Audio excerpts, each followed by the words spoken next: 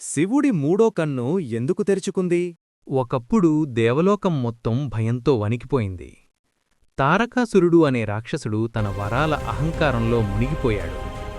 అతన్ని సంహరించగలిగేది శివపార్వతుల కుమారుడే. కాని ఆ సమయంలో మహాదేవుడు హిమాలయాల్లో గాఢ ధ్యానంలో లీనమై ఉన్నాడు. దేవతలు ఒక ధైర్యమైన నిర్ణయం తీసుకున్నారు. వారు కామదేవుణ్ణి పిలిచారు. కామదేవుడు తన పుష్పబాణాన్ని సిద్ధం చేసుకున్నాడు. అతని లక్ష్యం సాధారణుడు కాదు, సాక్షాత్తు మహాదేవుడు.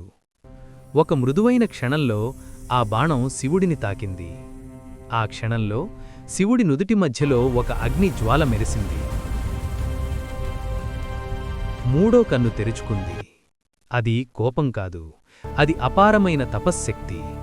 ఆ అగ్నిచూపుతో కామదేవుడు భస్మమయ్యాడు. ప్రభూ, నా భర్తను క్షమించండి. అతను దేవతల కోసమే ఇది చేశాడు. రతిదేవి బాధను చూసి శివుడు కరుణించాడు. కాముడు శరీరం లేకపోయినా ప్రేమగా ప్రపంచంలో కొనసాగుతాడని అనుగ్రహించాడు. శివుడి మూడో కన్నంటే కోపం కాదు, అది జ్ఞాననేత్రం.